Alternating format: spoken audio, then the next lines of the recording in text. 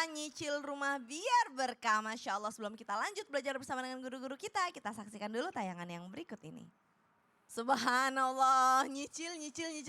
Tahu-tahu anaknya udah punya menantu. Anaknya udah punya pasangan, kitanya udah punya menantu. Masya Allah. Ustadz, Prof, Afwan, tadi kan Prof di awal menjelaskan bahwa bedanya kalau kita cicilan syariah atau KPR sesuai dengan syariah, itu kan adalah adabnya jual beli. Ya. Nah, kemudian yang tidak diperbolehkan oleh Islam itu adalah dalam tanda kutip fluktuatif, tidak ada kepastian. Dan tidak berbasis kepada akad syar'i, tetapi akad simpan pinjam dengan bunga. Itu yang tidak boleh. Betul. Lalu ketika kita nyicil, kemudian terlambat, ada keterlambatan, Ya. kalau nggak boleh ada bunga, nggak boleh ada sanksi, lalu itu bagaimana dalam hukum Islam? Jadi Prof? Mohon penjelasannya. terima kasih. Bismillahirrahmanirrahim. Syariah itu adalah satu sistem yang lengkap. Kita mendahulukan adanya amanah, bahwa ini adalah amanah dunia akhirat.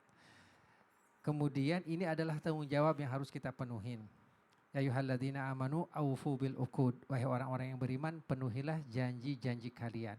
Kita sudah bekerja sama dengan bank, membeli dari bank, yang mana bank ambil dari developer, kemudian kita berjanji akan mencicil setiap bulannya misalnya 700.000 atau 1 juta. Maka itu menjadi satu kewajiban kita untuk memenuhinya.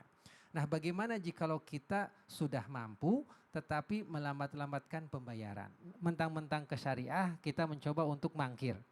Ini ada sangat-sangat pedih ancaman dari baginda Rasulullah SAW. La yulwajidi zulmun yahilu irduhu wa ukubatuhu. Orang yang sudah mampu mencicil, orang yang sudah bisa membayar tetapi melambat-lambatkan pembayaran, itu satu kezaliman. Boleh dikenakan sanksi berupa pencemaran nama baik, bahkan dihukum. Ada juga satu hadis dari baginda Rasulullah SAW yang artinya man alaihi dain wa azzama an la yadfa faqad saraq. Orang yang pinjam tapi dia bersikeras ngotot nggak mau bayar, maka dia sama dengan hukumnya pencuri. Orang yang pinjam nih Bu ya, tahu itu kewajiban, tapi nggak mau bayar aja.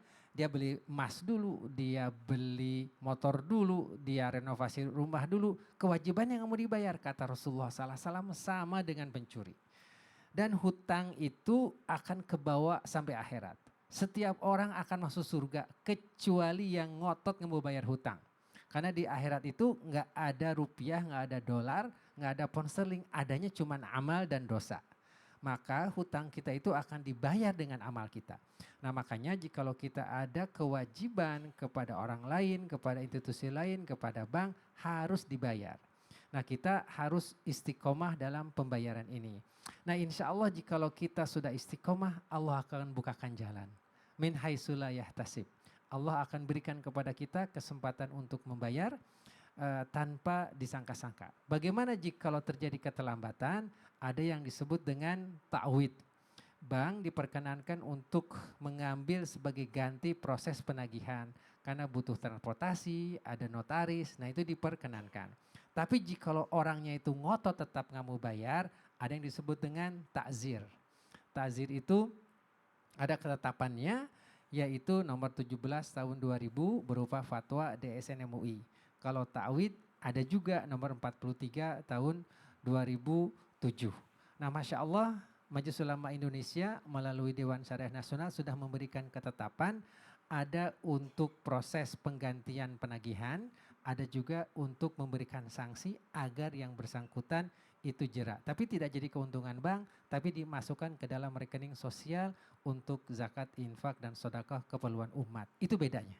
Dendanya itu? Dendanya itu diambil sebagai pembelajaran dan pendidikan agar tidak nyeleweng, tapi tidak diambil sebagai keuntungan bank.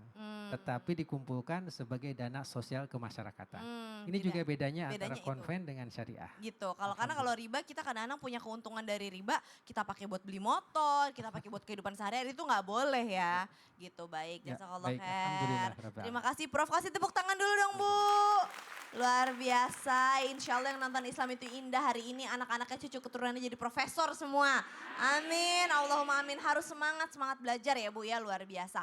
Habib, sekarang kita mau belajar sama Habib nih. Bib, kadang-kadang kita baru belajar. Pagi ini kita baru tahu nih dari Islam itu indah, Masya Allah atas izin Allah. Ih, ya harusnya nggak boleh nih berarti saya nyicil motor pakai riba, nyicil rumah pakai riba. Tapi udah telanjur, nyicil motornya masih 5 tahun lagi, nyicil rumahnya masih 20 tahun lagi. Terus gimana Bib? Apa yang harus dilakukan Bib? Mohon tausiahnya. Ya akhir Afwan Ustaz Maulana, Prof. Antoni Safi, Ustaz Syam, Caca. Bismillahirrahmanirrahim. Allahumma salli ala sayyidina Muhammad wa ala ali sayyidina Muhammad. Ingat, ketika seseorang memiliki uang riba hari ini, kalian punya uang riba, maka uang riba itu harus digunakan untuk kepentingan umum. Bukan sedekah ataupun zakat. Bukan sedekah ataupun zakat. Anda memiliki uang riba misalkan 100.000 ataupun 500.000, uang tersebut digunakan untuk kepentingan umum. Untuk kepentingan umum. Dan yang kedua, sudah nyicil motor, sudah nyicil rumah, sudah nyicil mobil, sudah terlanjur. Bertobatlah kepada Allah, minta ampunan kepada Allah, agar di dalamnya penuh dengan kebaikan dan keberkahan. Apakah motornya harus dijual? Apakah rumahnya satu-satunya harus dijual? Apakah mobilnya harus dijual? Gak usah. Taubat dan minta ampunan kepada Allah. Dengan sebaik-baiknya taubat. Dan tidak akan mengulanginya kembali. Dan tidak akan melakukan perbuatan riba kembali. Karena apa? Karena barangnya tidak berdosa. Yang berdosa adalah perbuatannya. Perbuatannya yang berdosa. Menurut mazhab Imam Syafi'i dijelaskan bahwasanya ketika sudah terlanjur bertaubat, merenungkan diri, meminta ampunan kepada Allah. Dan berharap agar Allah jauhkan daripada perkara riba tersebut. Dan yang dimilikinya, maka gunakanlah dengan baik. Gunakanlah dengan baik. Karena bukan barangnya, tapi perbuatannya. Tapi perbuatannya. Dan berdoa kepada Allah. Berdoa kepada Allah dengan sebaik-baiknya agar Allah berikan rezeki yang halal lagi, yang berkah lagi. Dan bisa membeli rumah yang tidak dipenuhi dengan riba. Tidak dipenuhi dengan riba. Apa doanya? Rabbi anzilni munzala mubarakah wa anta khairul munzilin. Ini adalah doanya Nabi Nuh alaihissalam ketika mau landing. Apanya landing? Perahunya. Ketika perahunya mau berlabuh. Ketika berlabuh doanya adalah, ya Allah turunkanlah di tempat yang dimana tempat tersebut engkau berikan keberkahan. Hanya kepadamu lah ya Allah aku meminta dan hanya kepadamu lah kami meminta permohonan. Dan hanya engkaulah yang memberikan keberkahan. Jadi yang memberikan keberkahan siapa? Allah. Dan engkaulah ya Allah sebaik-baik yang memberikan tempat tinggal. Jadi kalau kita berdoa, Allah sebaik-baiknya Tuhan dan Allah lah yang memberikan yang terbaik. Allah Subhanahu wa taala yang menguasai alam semesta dan Allah lah yang memberikan kenikmatan di dalamnya. Kalau bukan karena Allah siapa lagi? Lillahi ma fis samawati wa ma fil ardh. Semua yang ada di muka bumi ini milik Allah dan kepunyaan Allah. Dan berdoa kepada Allah berulang kali, Rabbi anzilni, ya Allah turunkanlah aku munzala mubarakah di tempat yang kau berikan keberkahan. Wanta khairul, dan engkaulah sebaik-baiknya khairul munzilin, yang memberikan apa? Memberikan tempat tersebut. Dan Allah berikan landingnya di tempat yang baik, atau rumah yang baik, rumah yang berkah, yang dalamnya baca Quran, yang di dalamnya tidak ada keributan, yang di dalamnya menikmati ilmunya Allah, yang di dalamnya bisa tersentuh jiwanya untuk mengagumi kebesaran Allah Subhanahu wa taala sehingga beribadah sampai akhir hayat. Masya Allah, jadi artinya kita bertaubat dan berdoa seperti doanya Nabi Nuh ya Bib ya. Betul. Terus gimana? Cicilannya jadi lanjutin aja Bib atau gimana? Kalau misalkan sudah terlanjur, Hah? ada cicilannya, bertobat kepada Allah, selesaikan. Selesaikan? Selesaikan. Kewajiban itu selesaikan? Selesaikan. Masya Allah, tabarakallah. Insya Allah Allah menerima taubat kita semua ya Bu. Amin, Allahumma amin. Nah sekarang kayaknya ibu-ibu pengen curhat lagi deh. Langsung aja yuk kita masuk ke segmen Curhat Dong Ustadz. Iya, kami curhat. Ustadz Maulana, Ustadz Ustadz Syam Afwan boleh ke depan. Siapa yang mau curhat nih Bu? Coba angkat tangan Bu. Siapa yang mau curhat yang mana ya Ustadz Maulana ya? Yang mau curhat yang mana ya? Oke yang sebelah sini deh. Senyumnya udah paling stabil jadinya ya udah deh. Maju silahkan Bu. Ibu mau curhat, padahal duduknya dekat saya ya. Iya kenapa nggak bisik-bisik aja tadi ya? Iya. Silahkan Ibu dari mana namanya siapa? Bismillahirrahmanirrahim. Habib, silakan, Habib. Assalamualaikum warahmatullahi wabarakatuh. Waalaikumsalam Waalaikumsalam warahmatullahi wabarakatuh. Perkenalkan nama saya Ibu Kunanti. Saya dari Majelis Taklim Muslimat PAC Kecamatan Gringsing, Kabupaten Batang, Jawa Tengah, Ustadz. Tepuk tangan. Ibu mau curhat tentang apa? Di luar tema ya Ustadz ya. Keluar, bukan di luar tema. Begini Ustadz, saya itu di dalam lingkungan itu pernah ada fitnah. Yang tidak pernah saya lakukan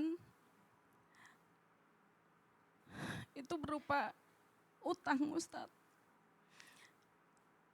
Dan setiap saya itu berusaha mengikhlaskan karena saya sudah curhat sama Allah ya.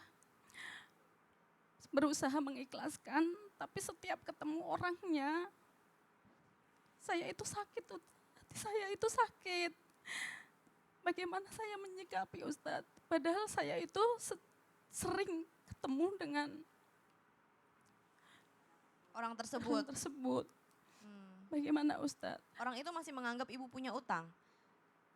Iya, Utangnya sama orang yang tersebut, yang bersangkutan. iya, tapi katanya gitu ya, padahal saya nggak melakukan Mbak Caca. Setiap saya berusaha melupakan. Saya berusaha karena Jadi orang itu merasa dihutangi sama ibu, tapi ibu tidak berhutang terhadap orang tersebut. iya. Gimana Ustadz Maulana? Nah itu bagaimana setiap saya ketemu hati saya itu Sakit hati gitu. sakit, tapi Baik. saya ingin melupakan, ingin Oke. dia juga sudah minta maaf, Oh, udah selesai dong. udah minta maaf tapi beritanya itu Oh, udah tersebar. iya bagaimana saya itu Ustadz, Iya. karena saya juga sering kalau ketemu itu masih Sebel. kayak itu Ustadz, tolong bimbing. Ya baik, gini, pembunuh Sayyidina Hamzah itu sudah bertobat. Datang kepada Rasulullah untuk bertobat. Kemudian Rasulullah berkata, ya udah masuk Islam, udah bertobat, pergi jauh dari saya. Sehingga pembunuh daripada Hamzah itu ke Jeddah, tinggalnya di Jeddah. Kenapa? Karena kalau ada yang namanya sakit hati, betul kita sudah maafkan, betul sudah berdamai, tapi setiap melihatnya itu selesai. Pasti akan timbul. Cuman gimana nih nama baik kita? Maka solusi yang terbaik bikin acara syukuran, lalu kumpulkan orang banyak, lalu ngomongin. Sebagaimana solusi dari Siti Soleha. Tahu nggak Siti Soleha Bu? Nangis aja dia. Nggak tahu Ustadz. Siti Soleha itu yang Nabi Yusuf, Oh, yang difitnah. Oh subhanallah. Yang difitnah kalau dia jatuh cinta sama Nabi Yusuf. Solusinya semua diundang makan. Setelah diundang makan, Siti Soleha kasih makan. Sudah kasih makan, kasih buah. Terus kupas. Terus Nabi Yusuf jalanlah ke depannya. Kemudian apa yang terjadi? Semua mengupas tangannya. Apa yang terjadi? Itu adalah klarifikasi. Klarifikasi. Ya bahwa Nabi Yusuf itu sekali aja lewat kau bisa potong tanganmu. Saya ini tiap hari lewat-lewat. Nggak ada yang motong ya Ustadz ya? Enggak juga sakit hatinya kan. Oh. Dan jatuh cinta. Sekali Nabi Yusuf aja lewat satu kali di depanmu kau jatuh cinta. Gimana saya yang tiap hari bolak-balik. Maksudnya gimana sih Ustadz? Nah, Nggak ngerti. klarifikasi. Nggak ngerti Ustadz Syam, tolong jelasin. Ini gini kan Siti Gimana Soleha sih, kan Habib? difitnah. Kalau dia jatuh cinta sama Nabi Yusuf. Nah, itu perempuan ngomongin satu pasar. Ya. Apa yang dilakukan Siti Soleha? Undang Betul. mereka semua Itu makan. klarifikasi. Cara klarifikasinya Ya, gitu. tadi Ustadz bolak-balik itu maksudnya gimana? Kan Nabi Yusuf kan satu rumah sama Siti Soleha bolak-balik. Betul. Bagaimana tidak ada fitnah? Oh gitu maksudnya. Jadi fitnah tuh selalu ada maksudnya. iya, betul. Oh begitu. Baik-baik. Habib boleh tolong Bib ditambahkan Bib. Bismillahirrahmanirrahim. Allahumma shalli Ya. ala sayyidina Muhammad wa ala ali sayyidina Muhammad. Ingat, dimanapun berada, yang namanya berbuat baik terhadap tetangga harus dijalankan. Bahwasanya apa? Bahwasanya man kana yu'minu billahi wal yaumil akhir falyukrim jarahu. Siapa orang yang beriman kepada Allah, beriman kepada hari akhir, muliakan tetangganya. Apalagi ini ada satu kasus, ada tetangga yang memfitnah tetangganya, merasa punya hutang lah, minjam lah, atau melakukan perbuatan yang tidak baik lah. Sehingga apa? Al fitnah tu asyadu minal qatl. Fitnah itu lebih kejam daripada pembunuhan. Ibu yang memfitnah sangat berdosa. Minta maaf, minta ridhonya. Di sini hablum minanas. Di sini hubungannya kepada manusia. Dan dari satu sisi yang lainnya, ibu juga alhamdulillah sudah memaafkannya.